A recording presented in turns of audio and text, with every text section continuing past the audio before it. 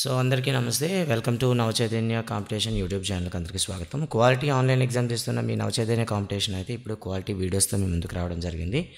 ఈ వీడియోలో అయితే మనం 6వ తరగతి బయాలజీలో ఉన్నటువంటి పాఠ్యాంశాలు రివ్యూ చేద్దాం. అందులో ఫస్ట్గా అయితే 6.1 ఆహారంలోని అంశాలు అనే పాఠ్యాంశాన్ని అయితే రివ్యూ చేద్దాం. సో పాఠంలో ఉండేటటువంటి ముఖ్యమైన పాయింట్లు ఏవైతే ఉన్నాయో డిఎస్సి మరియు టెట్కి సంబంధించి వాటిపైనే ప్రధానంగా ఇక్కడ దృష్టి సారించడం జరిగింది. అండ్ మీరు కానీ ఫస్ట్ టైం చూస్తుంటే ఛానల్ సబ్స్క్రైబ్ చేయండి, అదేవిధంగా నోటిఫికేషన్ కూడా ఎనేబుల్ చేసుకోండి. సో మన భోజనంలో సాధారణంగా కనీసం ఒక పదార్థం ఏదో ఒక రకమైనటువంటి ధాన్యంతో తయారై చేసిందై ఉంటుంది. ఇంకా పప్పు లేదా మాంసం మరియు కూరగాయలతో చేసిన వంటకం కూడా ఉండవచ్చు. వీటితో పాటు పెరుగు, మజ్జిగ, పచ్చళ్ళు కూడా ఉంటాయి. కొన్నిసార్లు మనం భోజనంలో ఈ అన్ని రకాలు ఉండకపోవచ్చు అన్నమాట. అంటే ఉదాహరణకి కొన్ని రాష్ట్రాలు చూసుకుందామంటే, ముఖ్యంగా మనం పంజాబ్ తీసుకుంటే వీళ్ళు మొక్కజొన్నతో తయారు చేసినటువంటి రోటి తింటారు, రాజ్మా తింటారు, అంటే మనం బీన్స్ అంటాం కదా. అలాగే కూరగాయలు తీసుకున్నట్లయితే వీళ్ళు సారన్ సాగ్ కానీ ఆవాలు ఆకుకూర కానీ తింటారు, అలాగే పెరిగినవి కూడా తింటారు. అదే మన ఆంధ్రప్రదేశ్కి వచ్చామనుకోండి, అన్నం తింటారు, కందిపప్పు రసం చారు తింటుంటాం, దొండకాయ లాంటి కూరగాయలు తింటాం. అంతేకాకుండా మజ్జిగ, నెయ్యి, ఊరగాయ, ఆవకాయ వంటి వంటలు కూడా మనం తింటుంటాం అన్నమాట. అయితే విభిన్న ఆహార పదార్థాలు ఏం కలిగి ఉంటాయి అంటే, మనం తీసుకున్న ఆహార పదార్థాల్లో ఏమేమి ఉంటాయి?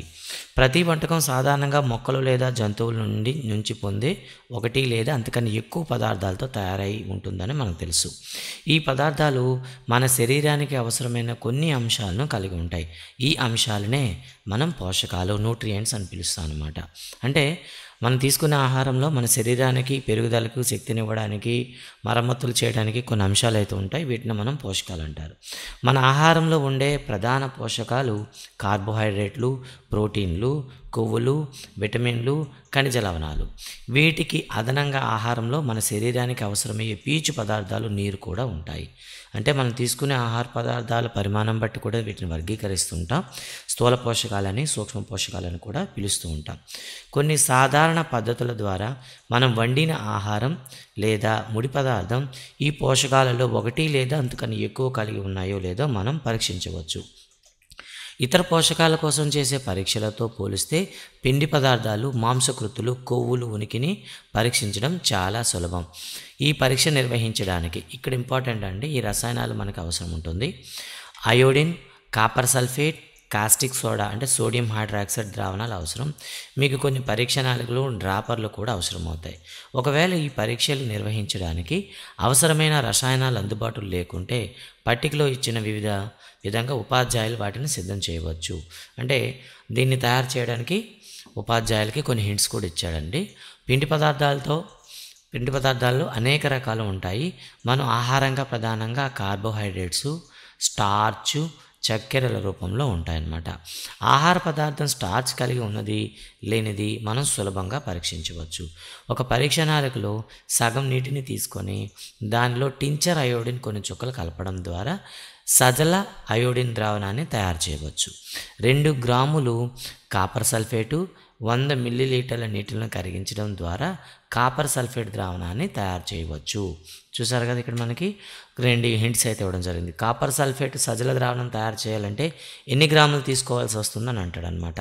సో 2 గ్రాములు మీరు CuSO4 తీసుకొని 100 ml వాటర్లో డిజాల్వ్ చేయాలి. లేదా ఇంకోటి కూడా ఇచ్చాడండి, 10 గ్రాముల కాస్టిక్ సోడా అంటే సోడియం హైడ్రాక్సైడ్ని 10 గ్రాములు తీసుకొని 100 ml నీటిలో కూడా కరిగించడం ద్వారా మనం కాస్టిక్ సోడా ద్రావణాన్ని కూడా తయారు చేయవచ్చు. మరి ఇప్పుడు పరీక్ష ఏ విధంగా చేస్తాము? కొద్ది పరిమాణంలో ఆహార పదార్థం లేదా ముడి పదార్థాలను తీసుకోండి. దానిపైన 2-3 చుక్కల సజల అయోడిన్ ద్రావణం వేయండి. ఆహార పదార్థం యొక్క రంగులో ఏదైనా మార్పు ఉందేమో గమనించండి. అది నీలి నలుపుగా మారిందా? నీలి నలుపు రంగు అనేది పదార్థం స్టార్చ్ కలిగి ఉందని టెస్ట్ చేస్తుంది. అంటే మనం చేసిన ప్రయోగంలో పిండి పదార్థాలు ఉన్నాయి అని తెలపాలంటే అక్కడ మనం చేసే ప్రయోగంలో నీలి నలుపు రంగులో ఆ ద్రావణం అనేది తయారవ్వాలి. అప్పుడే అక్కడ పిండి పదార్థం ఉందని చెప్తాం. ఇక ప్రోటీన్ ఏ విధంగా పరీక్షిస్తామండి. పరీక్ష కోసం కొద్ది మొత్తంలో ఆహార పదార్థాన్ని తీసుకోండి. తీసుకున్న ఆహార పదార్థం ఘన పదార్థం అయితే దాన్ని ముద్దగా చేయండి లేదా పొడిగా నూరండి. కొద్ది మొత్తంలో ఆహార పదార్థాన్ని తీసుకొని మెత్తగా చేయండి. దీనిలో కొంత భాగాన్ని ఒక శుభ్రమైన పరీక్ష నాళికలో ఉంచండి. దీనికి 10 చుక్కల నీటిని కలిపి పరీక్ష నాళికను బాగా కదపండి. ఇప్పుడు ఒక డ్రాపర్ ఉపయోగించి 2 చుక్కల కాపర్ సల్ఫేట్ ద్రావణము, 10 చుక్కల బంగాళదుంప కాస్టిక్ సోడా ద్రావణము, అంటే 10 చుక్కల కాస్టిక్ సోడా ద్రావణము అలాగే 2 చుక్కల కాపర్ సల్ఫేట్ ద్రావణం కలపండి. పరీక్ష నాళికలో వేయండి. ఇప్పుడు మీకు ఏం కనిపిస్తుందో చూడండి. తర్వాత కొద్ది నిమిషాలు కదపకుండా స్టాండ్లో ఉంచండి. పరీక్ష నాళికలో ఉన్న పదార్థం ఊదా రంగులోకి మారిందా? ఊదా రంగులోకి మారితే మీకు అక్కడ ప్రోటీన్ ఉందని డిసైడ్ చేయొచ్చు. అలాగే ఇక్కడ ఈ ఎక్స్పెరిమెంట్ అనేది మనం 2 రకాల ద్రావణాల మధ్య చేయాలి. ముందుగా బంగాళదుంప, పాలు, వేరుశనగ, బియ్యం, వండిన అన్నం, ఎండు కొబ్బరి, కందిపప్పు, వండిన పప్పు, ఏదైనా కూరగాయల ముక్కలు, ఏదైనా పండ్ల ముక్కలు, అలాగే ఉడికించిన గుడ్డు యొక్క తెల్లసొన. వీటిపైన మీరు టెస్ట్ చేసినట్లయితే మనకి కొవ్వు టెస్ట్ కానివ్వండి లేదా ప్రోటీన్ టెస్ట్ కానివ్వండి లేదా కార్బోహైడ్రేట్ టెస్ట్ అయినా చేయొచ్చు. మరి కొవ్వు టెస్ట్ ఏ విధంగా చేస్తాం? కొద్ది పరిమాణంలో ఈ దేనిలో అయితే మనం ఫ్యాట్ టెస్ట్ చేయబోతున్నామో ఆ ఆహార పదార్థాన్ని తీసుకోండి. దానికి ఒక కాగితంపై చుట్టి నలపండి. కాగితం చిరిగిపోకుండా జాగ్రత్తగా పడండి. ఇప్పుడు కాగితాన్ని తిన్నగా చేసి దాన్ని జాగ్రత్తగా గమనించండి. కాగితం పైన కానీ నూనె మరక ఉందా? ఆ కాగితం పైన కాంతికి ఎదురుగా పట్టుకోండి. మీకు ఆ నూనె మరక ద్వారా కాంతి అస్పష్టంగా చూడగలుగుతున్నారా? కాగితం పైన ఉన్న నూనె మరక ఆహారంలో కొవ్వు ఉందని చూపిస్తుంది. ఆహార పదార్థాల్లో కొన్నిసార్లు కొద్దిగా నీరు ఉండవచ్చు. అందువల్ల మీరు ఆహార పదార్థాన్ని కాగితంపై రుద్దిన తర్వాత ఆ కాగితాన్ని కాసేపు ఆరనివ్వాలి.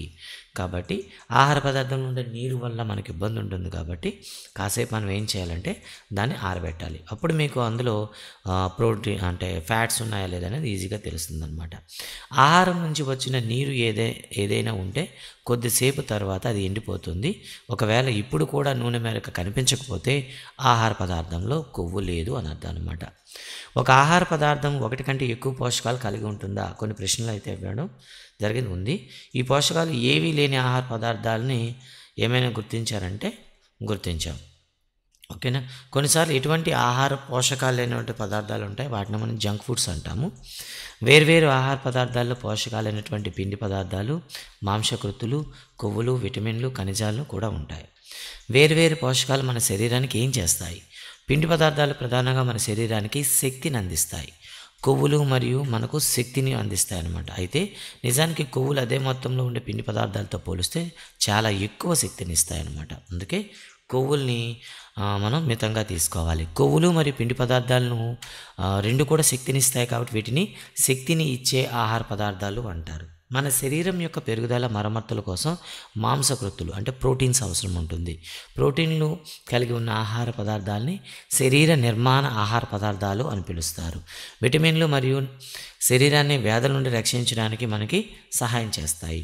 విటమిన్లు మన కళ్ళు, ఎముకలు, దంతాలు, చిగుళ్ళు ఆరోగ్యంగా ఉండడంతో కూడా సహాయపడతాయి.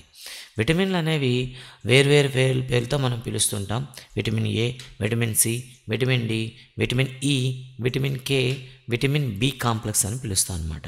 మన శరీరానికి అన్ని రకాల విటమిన్లు కొద్ది పరిమాణంలో అవసరం ఉంటాయి. ఉదాహరణకు ఒక్కొక్క విటమిన్ దాని లోపం వల్ల వచ్చేటటువంటి వ్యాధులు చూద్దాం. విటమిన్ ఏ మన చర్మం, కళ్ళు ఆరోగ్యంగా ఉంచడానికి సహాయం చేస్తాయి.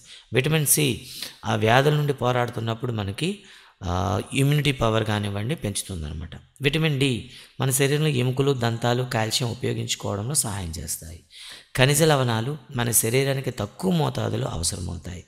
శరీరం యొక్క సరైన పెరుగుదలకు, మంచి ఆరోగ్య నిర్వహణకు ప్రతి ఒక్క ఖనిజం అవసరమే. మన శరీరం కూడా సూర్యకాంతి సమక్షంలో విటమిన్ డిను తయారు చేసుకుంటాయి. ఇక్కడ ప్రశ్న, సూర్యకాంతి సమక్షంలో తయారు చేసుకునే విటమిన్ ఏదని ప్రశ్న అడుగుతారు. ఈ రోజుల్లో తగినంత సూర్యరశ్మి తగలకపోవడం వల్ల చాలామందికి విటమిన్ డి లోపం ఏర్పడుతుంది. ఇక కొన్ని పిండి పదార్థాలు లభించే ఆహార పదార్థాలు అయితే మన టెక్స్ట్ బుక్లో వాటి యొక్క ఇమేజెస్ అయితే ఇవ్వడం జరిగింది. ఒకసారి చూద్దామండి. ముఖ్యంగా పిండి పదార్థాలు లభించేటటువంటి ఆహారపు వనరులు: బంగాళదుంప, చెరకు, బొప్పాయి, పుచ్చకాయ, మామిడి, మొక్కజొన్న, సజ్జలు, బియ్యం, గోధుమలు, చిలకడదుంప. అదేవిధంగా చూడండి, ఇక్కడ కొన్ని కొవ్వులు లభించేటటువంటివి: బాదం పప్పు, నువ్వులు, వేరుశనగ, మాంసం, చేపలు, గుడ్లు. వీటిలో మనకి కొవ్వులు లభిస్తాయి. ఇక తర్వాత మనకి ప్రోటీన్లు లభించేటటువంటి వనరులు చూద్దామండి. ముఖ్యంగా శనగలు, పెసలు, కందిపప్పు, చిక్కుడు, సోయా చిక్కుడు, బఠానీ, అలాగే మాంసం, చేపలు, అలాగే పన్నీర్ అండి, గుడ్లు, పాలు, వీటి నుండి మనకి ప్రోటీన్స్ లభిస్తాయి. ఇక తర్వాత విటమిన్ ఏ లభించే ఆహార పదార్థాలు చూస్తే బొప్పాయి, క్యారెట్, మామిడి అండి. విటమిన్ బి లభించేటటువంటి ఆహార పదార్థాలు బియ్యం, గోధుమ, కాలేయం అండి, లివర్. విటమిన్ సి అయితే కమలాపండు, జాంపండు, పచ్చిమిర్చి, నిమ్మ, ఉసిరి, టొమాటో.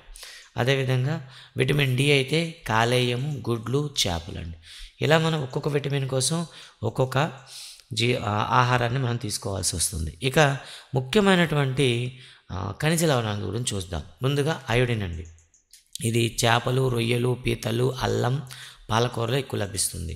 ఇక ఫాస్ఫరస్ అండి, దీన్ని భాస్వరం అంటాం. పాలు, అరటి, మిరప, బియ్యం, గోధుమలు లభిస్తుంది.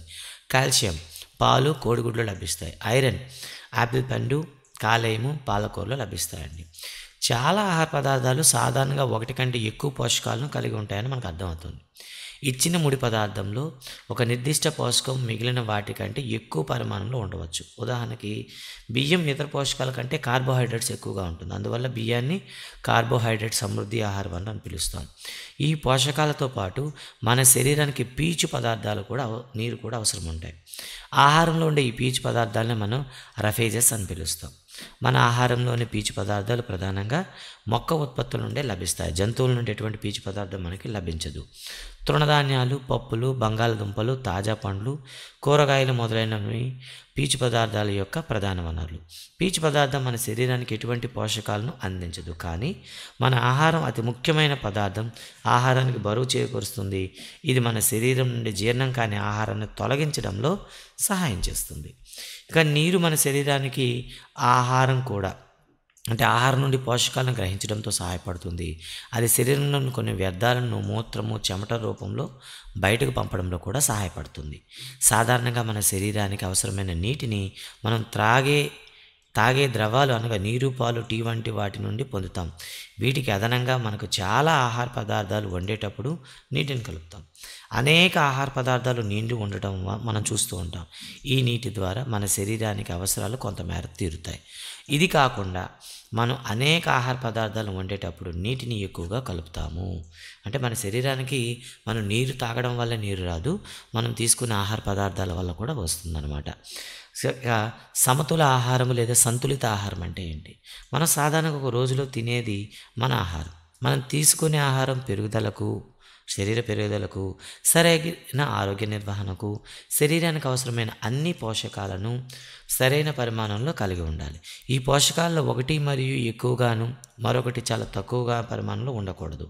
అలాగే ఆహారంలో పీచు పదార్థాలు, నీరు కూడా సరైన పరిమాణంలో ఉండాలి. అటువంటి ఆహారాన్ని మనం సంతులిత ఆహారం లేదా సమతుల ఆహారం అంటాం. మనం చేసే శారీరక శ్రమ ఆధారంగా మనకు సమతుల ఆహారం అవసరమవుతుంది.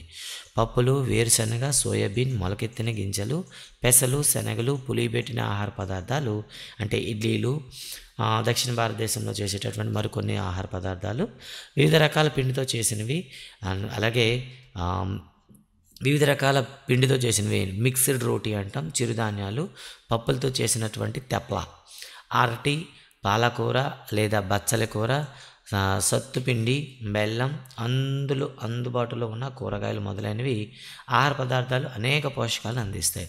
కాబట్టి మనం ఖరీదైన ఆహార పదార్థాలు లేకుండా సమతుల ఆహారం తీసుకోవచ్చు. సరైన ఆహారం తీసుకుంటే సరిపోదు, దానికి సరిగ్గా ఉడికించాలి. తద్వారా దానిలోని పోషకాలు కోల్పోకుండా ఉంటాయి. ఆహారాన్ని వండేటప్పుడు తయారు చేసే క్రమంలో కొన్ని పోషకాలు కోల్పోవడం జరుగుతుంది. ఒకవేళ కూరగాయలు, పండ్లను కోసిన తర్వాత లేదా తొక్క తీసిన తర్వాత కడిగినట్లయితే దాని ఫలితంగా కొన్ని విటమిన్లు కోల్పోతాం. అనేక కూరగాయలు, పండ్ల యొక్క తొక్కలను విటమిన్ ఖనిజాలను కలిగి ఉంటాయి. అదేవిధంగా బియ్యం, పప్పులను పదే పదే కడగడం వల్ల వాటిలో ఉండే కొన్ని విటమిన్లు, ఖనిజ లవణాలు పోతాయి. అంతేకాకుండా వండడం వలన ఆహార రుచి పెరుగుతుందని, సులభంగా జీర్ణం అవుతుందని మనందరికీ తెలుసు. అదే సమయంలో ఆహారం వండేటప్పుడు కూడా కొన్ని పోషకాలు మనం కోల్పోవడం జరుగుతుంది. అంటే వంటకు ఎక్కువ నీరు ఉపయోగించి ఆ నీటిని పారబోయటం వలన చాలా అవసరమైన ప్రోటీన్లు, ఎక్కువ మొత్తంలో ఖనిజ లవణాలు పోతాయి. కాబట్టి వండేటప్పుడు మనం జాగ్రత్తలు తీసుకోవాలి. అంతేకాకుండా అతిగా వేడి చేయడం వల్ల విటమిన్ సి అనేది సులభంగా నశించిపోతుంది. అంటే ఆహార పదార్థాలను మనం వేడి చేస్తే విటమిన్ సి అనేది పోతుందన్నమాట. ఇక టెక్స్ట్ బుక్లో ఒక క్వశ్చన్ అయితే ఇవ్వడం జరిగింది. మన ఆహారంలో కొన్ని పండ్లు, పచ్చి కూరగాయలు తీసుకోవడం తెలివైన పనే కాదా అంటే ఇది తెలివైన పని అని చెప్తాము. ఇది అకాడమైజేషన్ వాళ్ళకి దీన్ని అయితే స్కిప్ చేద్దాం మనం. ఓకే. తర్వాత కొవ్వులను అధికంగా ఉండే ఆహారాన్ని ఎక్కువగా తీసుకోవడం మనకు చాలా హానికరం మరియు ఊబకాయానికి గురయ్యే ప్రమాదం ఉంటుంది. మరి ఇలాంటి కొవ్వులు ఎక్కువ ఎందులో ఉంటాయి? సమోసా, పూరి, అలాగే మీగడ క్రీమ్ అంటాం, అలాగే రబ్ది మరియు స్వీట్స్ లాంటి వాటిలో ఎక్కువగా మనకి ఫ్యాట్స్ అయితే ఉంటాయి. మరి పోషకాహార లోపం వల్ల వచ్చే వ్యాధులు ఏంటి? ఒక వ్యక్తి తనకు సరిపడినంత ఆహారాన్ని తీసుకుంటున్నాడు, కానీ కొన్నిసార్లు తాను తీసుకునే ఆహారంలో నిర్దిష్ట పోషకాలు ఉండకపోవచ్చు. ఇదిలా ఎక్కువ కాలం పాటు కొనసాగితే ఆ పోషకం యొక్క లోపంతో బాధపడతాడు. ఒకటి లేదా అంతకన్నా ఎక్కువ పోషకాల లోపం మన శరీరంలో వ్యాధులు లేదా రుగ్మతలకు కారణమవుతుంది. దీర్ఘకాలికంగా పోషకాహార లోపం వల్ల వచ్చే వ్యాధులను పోషకాహార లోప వ్యాధులు అంటారు.